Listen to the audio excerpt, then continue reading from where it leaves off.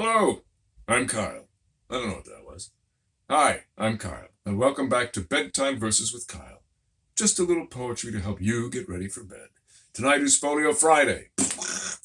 And in honor of Ben Jonson, we're going to do some Ben Jonson. So, I've opened up Volpone here, which is the wolf. And it's this basically miser who's using his position as a bachelor, essentially, to get everyone to give him gifts and vie to be his inheritor, so he can give them his fortune. So I don't remember much. I probably read this, honest to God, like 20 years ago. So I remember very little. But that's great. Maybe we can read through it throughout the next bunch of episodes and over time and figure it out. But we're going to start with Act 1, Scene 1, and just where we meet Volpone and his little manservant Mosca, which is the fly. All his characters have these names. Corvino, it's like the Raven. Corbacho, I think Corbacho's Raven, and Crow. I think Corvino's Raven, Corbacho's Crow, whatever. Anyway. Okay. So, here's Volpone explaining himself. Looking at his treasure. He's looking at his vast treasure. He's a little acquisitive, this fellow. Okay. Good morning to the day, and next my gold. Open the shrine that I may see my saint. Mosca opens it up. Hail the world's soul and mine. More glad than is the teeming earth to see the longed-for sun peep through the horns of the celestial ram, am I to view thy splendor darkening his, that lying here amongst my other hordes, showst like a flame by night, or like the day struck out of chaos, when all darkness fled into the center. Oh, thou son of soul! But brighter than thy father, so son of the sun, but brighter, so the shine of gold is brighter than the sun. Not a good start for this fellow. Let me kiss with adoration thee and every relic of sacred treasure in this blessed room. You can just imagine Scrooge McDucking. I mean, if I had that kind of budget, he would literally be in a bathtub of gold. That's great. Well did wise poets by thy glorious name title that age which they would have the best, thou being the best of things, and far transcending all style of joy in children, parents, friends, or any other waking dream on earth.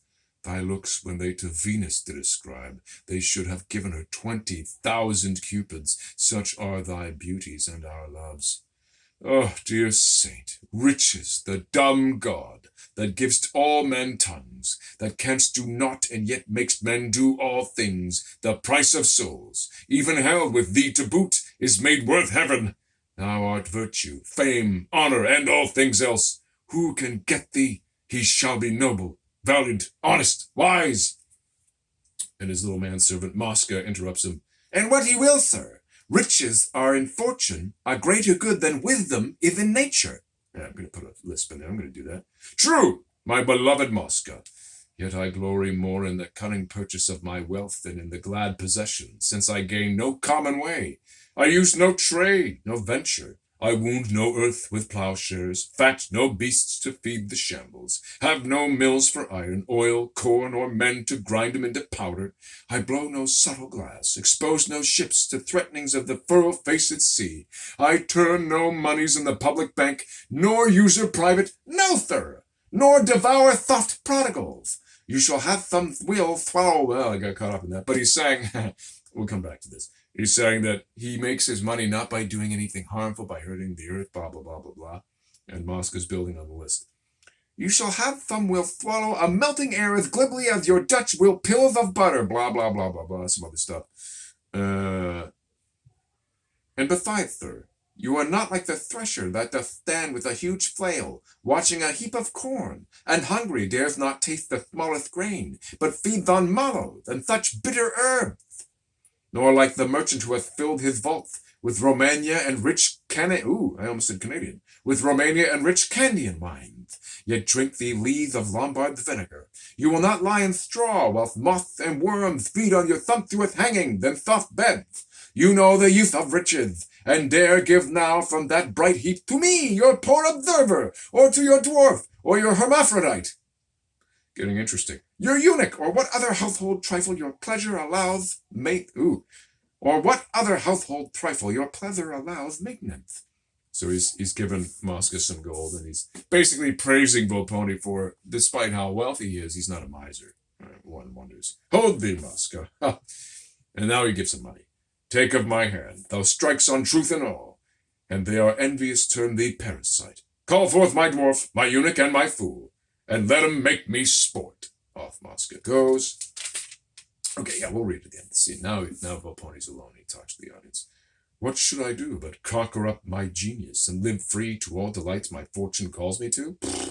I have no wife, no parent, child, ally to give my substance to, but whom I make must be my heir, and this makes men observe me. This draws new clients daily to my house, women and men of every sex and age, that bring me presents, send me plate, coin, jewels, with hope that when I die, which they expect each greedy minute, it shall then return tenfold upon them.